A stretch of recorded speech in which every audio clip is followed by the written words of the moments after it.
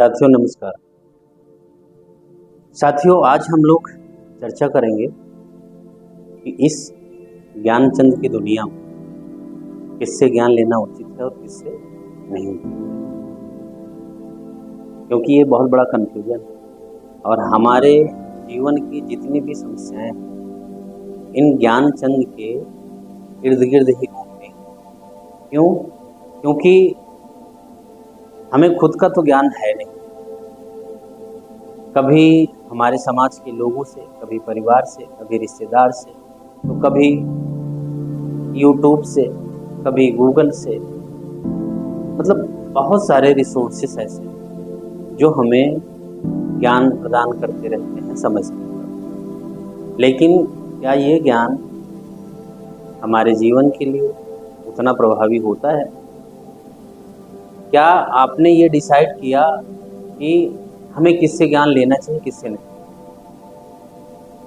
तो इसका जो ग्राउंड है वो ये है कि जिससे भी हम ज्ञान लें, पहले तो हमको ये पता होना चाहिए कि जो ज्ञान देने वाला रिसोर्स है, चाहे वो आदमी हो, चाहे कोई एक साइंस से जुड़ी डिवाइस हो जैसे यूट्यूब, या क्या उनकी पोजीशन या उनका बैकग्राउंड इस बात के लिए है कि उनसे ज्ञान लिया जा सकता है। प्रैक्टिकल भाषा में बात करें तो हमें किसी से, जैसे मान लीजिए व्यवसाय की बात हो रही है, तो व्यवसाय में आप देखिए कि आपको वो भी आदमी व्यवसाय का ज्ञान देगा जिस आदमी के जेब में 10 रुपए नहीं,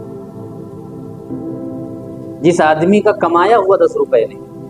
पहला स्टेप क्या है, पहला पॉइंट क्या है? उसके जेब में 10 रुपए है।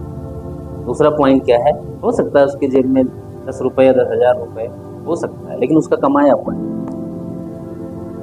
ये इन दोनों परिस्थिति में अगर वो हमें ज्ञान देता है तो वो ज्ञान कभी हमारे जीवन में प्रभावी नहीं हो सकता। सामान्य तौर पे लोगों का कहना क्या है, ज्ञान कोई भी दे ले लो, यूज अपने हिसाब से करो। अरे ले कैसे लेंगे, मेरे को ये नहीं समझ आता, कैसे ले लेंगे? किसी ने कोई आपको ज्ञान दिया तो ले कैसे लेंगे? दिमाग ही तो आपका सेव करेगा उस ज्ञान को, और दिमाग की मेमोरी में अगर कोई भी गलत ज्ञान घुस गया, आ गया, तो वो वायरस का काम करेगा, यानी अच्छे ज्ञान को भी वो डिलीट करेगा, डिस्टर्ब करेगा, करप्ट करेगा।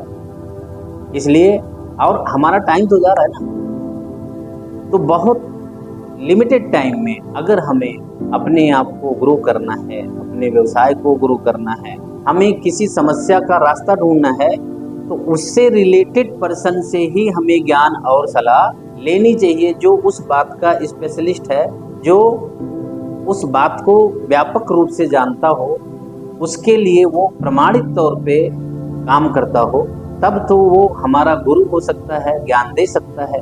अन्यथा इधर उधर से लिया गया ज्ञान हमारे टाइम और हमारे उस विजन और मिशन को बर्बाद नहीं कर सकता। तो साथियों, कहने का जो मीनिंग है वो इतना ही है कि ऐसे किसी भी आदमी के ज्ञान से, बातचीत से प्रभावित ना हो जिसका खुद का कोई आधार ना हो, खुद का कोई अनुभव ना हो, खुद का कोई व्यवसाय या बिजनेस या कोई उस क्षेत्र में अचीवमेंट,